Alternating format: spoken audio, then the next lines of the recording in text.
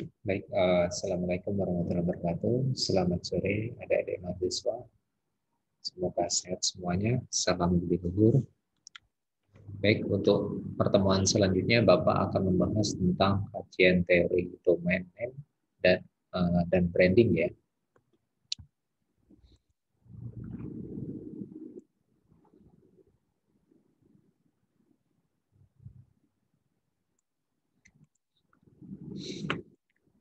Oke.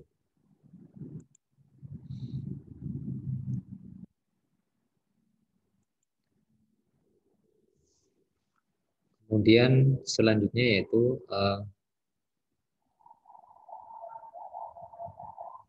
penjelasan tentang pendahuluan.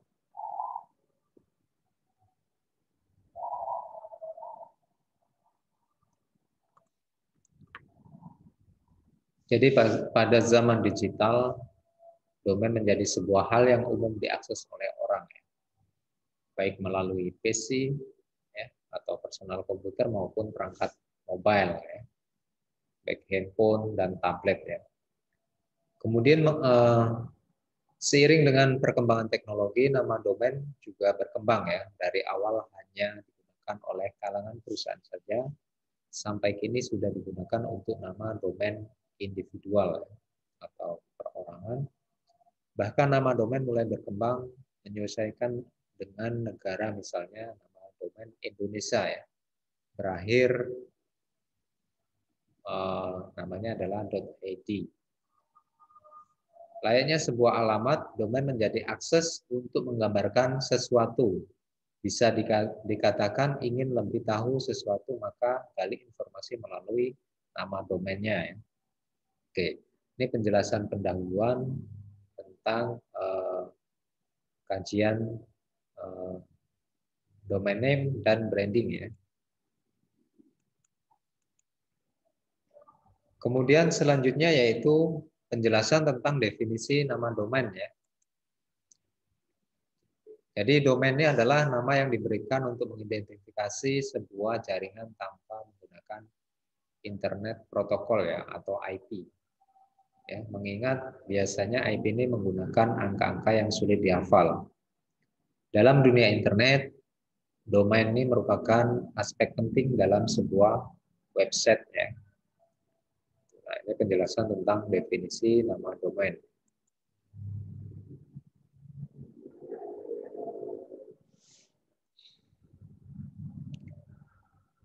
Kemudian definisi branding ya.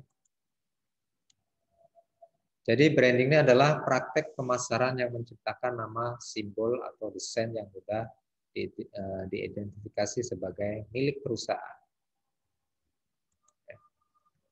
Kemudian definisi yang kedua, branding atau membangun kesadaran merek adalah kegiatan untuk membedakan produk dan layanan kita dengan yang lain ya. Dengan kata lain, membangun kesadaran merek adalah hal terpenting di perusahaan.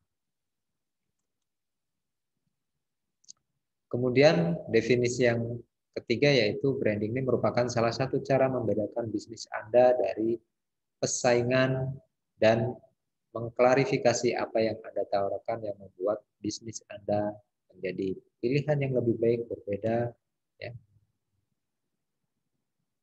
Kemudian memiliki nilai lebih ya. Nah, itu penjelasan tentang definisi branding. Kemudian selanjutnya itu fungsi dari domain name dan branding itu sendiri, yaitu sebagai alat memudahkan para pengunjung atau pengguna untuk mencari informasi yang mereka inginkan. Contoh dari merek ya, misalnya adalah merek dari mobil-mobil terkenal ya, misalnya ada Honda, ada Toyota, ada Daihatsu. Nah, itu adalah contoh merek. BMW gitu, sehingga orang lain tidak bisa menggunakan merek itu karena sudah dipatenkan oleh perusahaan itu sendiri gitu. Sehingga banyak kasus-kasus pada domain name maupun branding ya. Gitu. Kemudian fungsi yang kedua yaitu untuk mempermudah pengguna di internet pada saat melakukan akses ke server. Selain juga dipakai untuk mengingat nama server yang dikunjungi tanpa harus mengenal deretan angka yang rumit yang dikenal sebagai IP address. Ya, gitu. Contoh adalah merek dari kampus kita sendiri ya. Simbolnya adalah ya ada gambar burung ya, ada nama ISB Atmaluhur ya. Nah, itu adalah contoh dari institusi ISB Atmaluhur sendiri. Oke, itu penjelasan fungsi. Kemudian selanjutnya itu penjelasan tentang jenis-jenis nama domain. Ada yang namanya jenis yang pertama adalah top level domain ya. Yang termasuk dalam top level domain ini ada namanya country code top level domain ya, atau yang disingkat dengan CCTLD ya, atau generic top level domain. Ada premium top level domain ya. Itu. Nah, ini termasuk dalam bagian dari top level domain ya. Nah, ini jenis yang pertama. Jadi TLD ini merupakan tipe domain tertinggi dalam struktur DNS di internet ya. Jadi yang termasuk contoh dari TLD adalah .id, .com, .web, dan lain sebagainya. Nah, itu yang termasuk dalam jenis yang pertama, top level domain. Kemudian, apa itu CCTLD ya, atau Country Code Top Level Domain? Yaitu domain yang berdasarkan penanaman geografis suatu negara ya. Seperti contohnya adalah .id untuk Indonesia, .us ya, ini untuk United States ya, atau dan lain sebagainya ya. Jadi domain CCTLD ini adalah atau country code top level domain dapat didaftarkan oleh siapapun meskipun bukan warga negara yang bersangkutan. Misalnya adalah jika kamu tinggal di Indonesia, tetapi kamu bisa membuat domain website ya dengan ekstensi misalnya adalah .us ya, yang merupakan adalah CCTLD atau country code top level domain di bagian negara United States ya. Kemudian penjelasan generic top level domain ya. Jadi apa itu generic top level domain atau disingkat dengan GTLD ya. GTLD ini merupakan domain umum ya. Domain umum yang dapat digunakan oleh siapapun ya. Jadi GDTL ini cocok untuk kamu yang membutuhkan domain ekstensi populer seperti .com atau .org ya. Selain itu kamu juga tidak akan direpotkan dengan berbagai persyaratan. Nah, itu penjelasan tentang domain generic top level domain ya. Kemudian yang terakhir yaitu penjelasan premium top level domain ya, atau disingkat dengan PTLD ya. Jadi PTLD ini merupakan atau premium top level domain ini merupakan domain yang penamaannya dapat di custom ya. Misalnya adalah .site ya, .web, .travel, .host ya, .doctor atau ekstensi lain ya. Jadi PTLD ini atau Premium Top Level Domain ini lebih menjelaskan spesifikasi sebuah website ya. Seperti penggunaan domain .travel ya pada website yang membahas tentang travel atau website yang memberikan layanan produk atau jasa travel. Ya, begitupun dengan ekstensi custom lainnya. Nah, itu penjelasan tentang Premium Top Level Domain ya, atau disingkat dengan PTLD. Nah, ini adalah penjelasan tentang jenis nama domain yang pertama ya, yang termasuk dalam top level domain. Kemudian jenis yang kedua adalah second level domain ya, atau disingkat dengan SLD ya. Apa itu second level domain ya?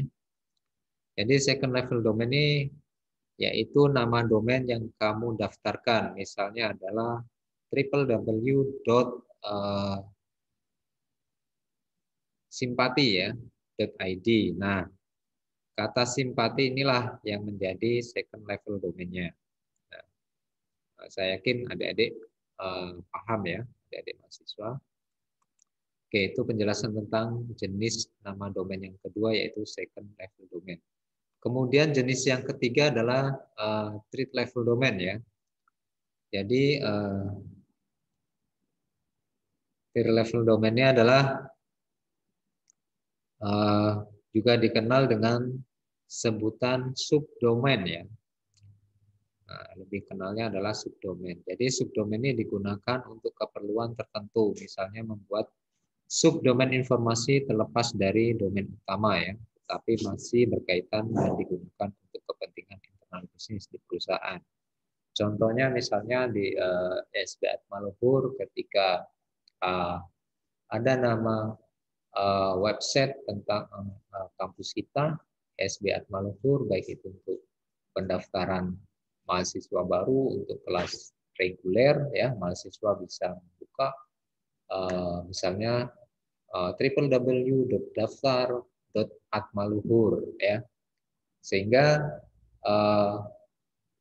kampus atau rektor ingin untuk pendaftaran kelas sore atau kelas karyawan mempunyai subdomain sendiri ya, sebagai tempat ya untuk menampung pendaftaran mahasiswa kelas sore khusus untuk yang PNS atau ASN ya, sehingga dibuatkan misalnya adalah websitenya namanya www.kelasore.ac.id gitu misalnya ya. Nah, itu contohnya. Nah, itu contoh dari third level domain atau subdomain. Oke. Nah, ini sama ya, itu penjelasannya tadi.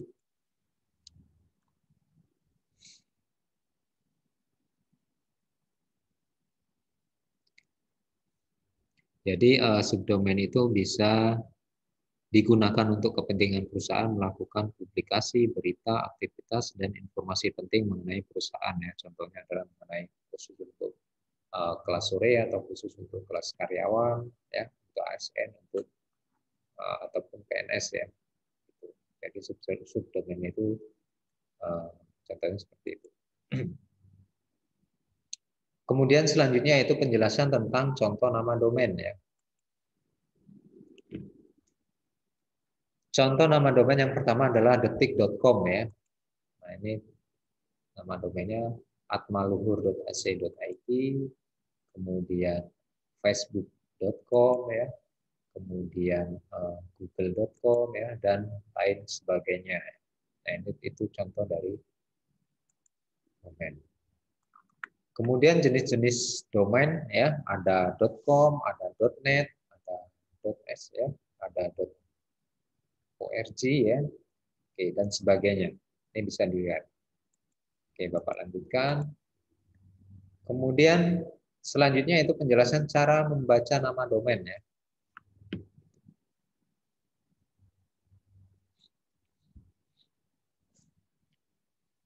Oke, cara yang pertama yaitu nama domain diatur dari kanan ke kiri ya, dengan penjelasan yang spesifik ya. Pada bagian kiri mirip dengan nama marga atau keluarga. Jadi nama pribadi seseorang dan nama domain terletak di sebelah kiri. Oke. Cara yang kedua, top level domain atau disingkat dengan TLD atau domain induk adalah domain dengan tingkatan paling tinggi. Sementara ini domain level ini menengah, berada di tengah, dan nama mesin www misalnya berada di posisi paling kiri. Oke, cara yang ketiga yaitu level domain ini dipisahkan oleh tanda titik.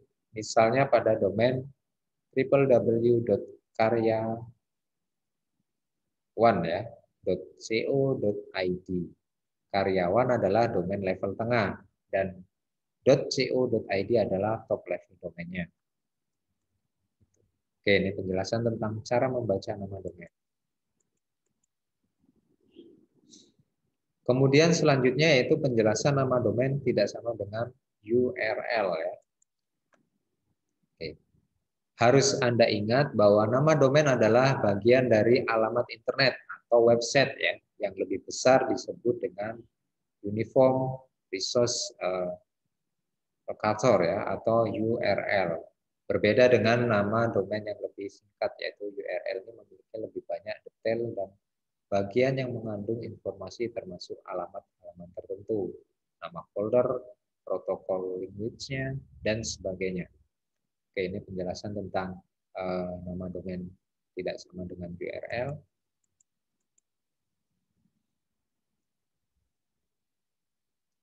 Selanjutnya itu penjelasan tentang contoh URL. Oke, Bapak.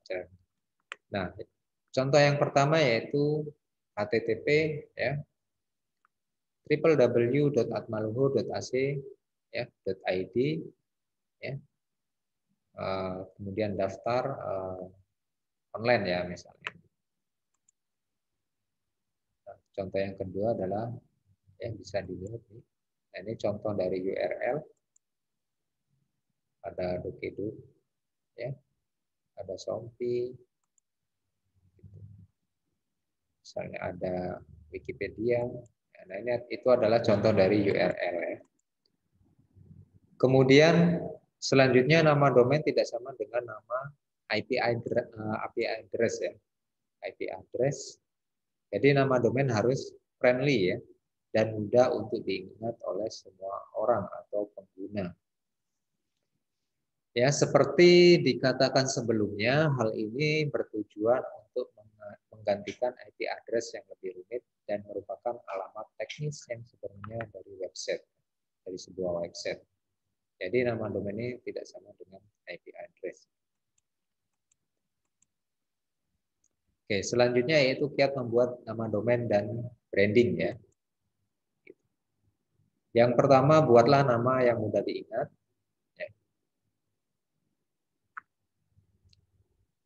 Nama yang mudah diingat.